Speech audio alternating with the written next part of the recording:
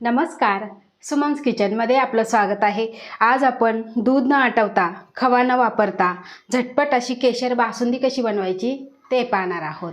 रेसिपीला सुरुवात करण्याआधी तुम्हाला एक निवेदन आहे, अजूनपर्यंत तुम्ही माझ्या चॅनलला सबस्क्राईब केलं नसेल तर सबस्क्राईब जरूर करा आणि हो, रेसिपी आवडली तर एक लाईक नक्की करा।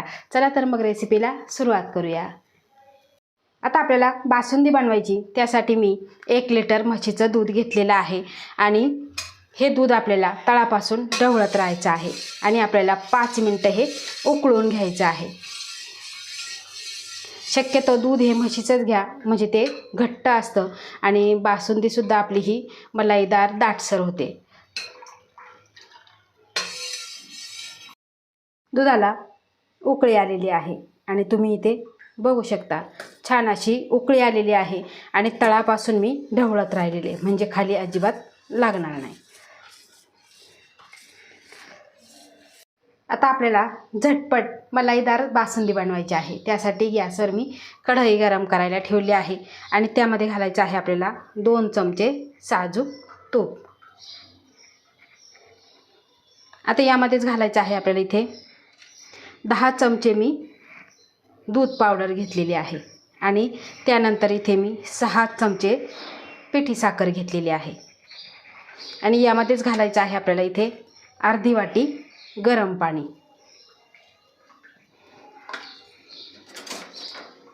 आता आपल्याला हे फेटून घ्यायचं आहे, म्हणजे आपल्याला कंडेन्स मिल्क तयार करायचं आहे। अगदी झटपट तयार होतं। गॅसची फ्लेम कुठेही वाढवायची नाही, मंद गॅसवरच करायचं आहे आणि यातल्या गाठी गठोळ्या सगळ्या आपल्याला मोडून घ्यायच्या आहे। खूप वेळ आपल्याला दूध आटवत बसायची सुद्धा गरज पडत नाही किंवा सतत ढवळत राहायची सुद्धा गरज पडत नाही। तर इथे बघा, सगळ्या गाठी आपण मोडून घेऊ। आपण दूध पावडर आणि पिठी साखर घातलेली आणि सगळ्या गाठी वगैरे मोडून घेतलेले आहे। तुम्ही इथे बघू शकता, एकसारखं आपलं हे मिश्रण तयार झालेलं आहे। सतत ढवळत राहायचं, कुठेही खाली लागू द्यायचं नाही आणि इथे आपलं झटपट कंडेन्स मिल्क तयार झालेलं आहे।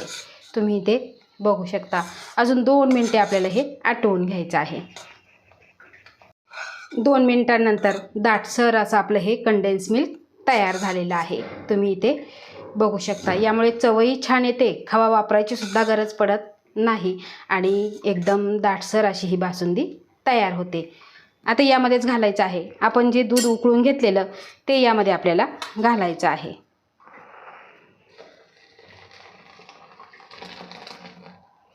आणि आपल्याला सतत ढवळत राहायचं आहे। तळापासून आपल्याला ढवळत राहायचं, म्हणजे काय होतं, जर करपलं तर बासुंदीची चव बदलते। तुम्ही जायफळ घाला किंवा वेलची पूड घाला तरीही त्याची चव बदलत नाही, ती फेकूनच द्यावी लागते। त्यासाठी सतत ढवळत राहायचं आहे, गॅस जवळून कुठेही बाजूला जायचं नाही। आता 10 मिनिटे आपल्याला हे आटवून घ्यायचं आहे। दुधाला इथे उकळी आलेली आहे आणि गॅसची फ्लेम आपल्याला लो ठेवायची आहे। यामध्ये घालायचं आहे इथे मी 10-12 केशरच्या काड्या 1 चमचा दुधामध्ये भिजत घातलेल्या, ते यामध्ये आपल्याला घालायचे आहे। त्यानंतर यामध्ये घालायचं आहे 1 चमचा चारोळी, हे मी तुपामध्ये जराशी परतून घेतलेली आहे। त्यानंतर घालायचे आहे आपल्याला काजू 1 चमचा, ते सुद्धा मी तुपात परतून घेतलेले आहे आणि त्यानंतर बदामाचे काप तुपात परतलेले हे सुद्धा घालायचे आहे, हे सुद्धा 1 चमचा घेतलेले आहे। आता हे सगळं आपल्याला मिक्स करून घ्यायचं आहे आणि यामध्येच घालायचे आहे 3 वेलची मी एकदम बारीक कुटून घेतलेली, ती यामध्ये घालायची आहे आणि सतत हलवत हलवत आपल्याला 10 मिनिटे आटवून घ्यायचे आहे। तळापासून हलवत राहायचं, म्हणजे खाली करपणार नाही।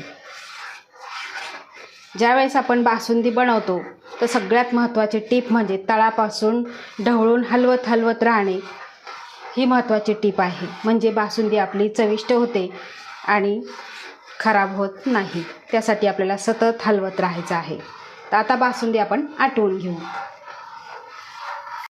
तर 10 मिनिटांनी बघू शकता तुम्ही, छान अशी बासुंदी आटलेली आहे आणि ज्या ज्या वेळेस मी हे दूध मिक्स करत राहिले त्यावेळेस जी कडेला साय येते, साय जमा होते, ती सगळी मी खरवडून यामध्येच मिक्स केलेली आहे. म्हणजे दाटसरपणा येतो आणि चवही छान लागते. तुम्ही इथे बघू शकता. आता गॅस बंद करायचा आणि आपल्याला ही बासुंदी एका दुसऱ्या भांड्यामध्ये काढून घ्यायची आहे. इथे मी मोठा बाऊल घेतलेला आहे आणि त्या बाऊलमध्ये आपल्याला ही बासुंदी काढून घ्यायची आहे. म्हणजे काय होईल, पटकन अशी ही थंड होईल. आता थंड झाल्यावर सुद्धा ही आणखीन दाटसर होते. तुम्ही फ्रीजमध्ये ठेवून सुद्धा थंड करू शकता.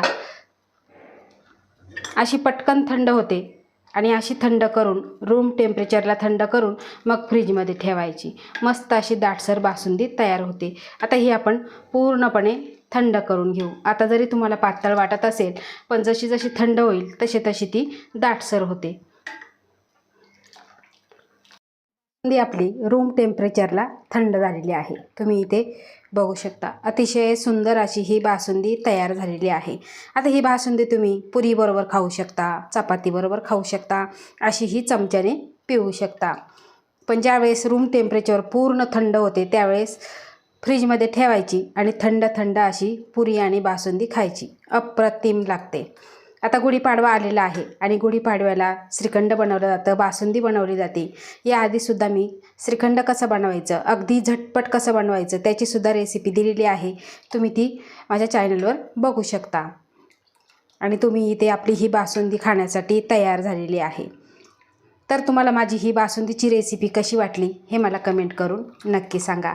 आवडल्यास लाईक करा, शेअर करा, सबस्क्राईब करा आणि बाजूचं बेल आयकॉन बटन प्रेस करा. धन्यवाद.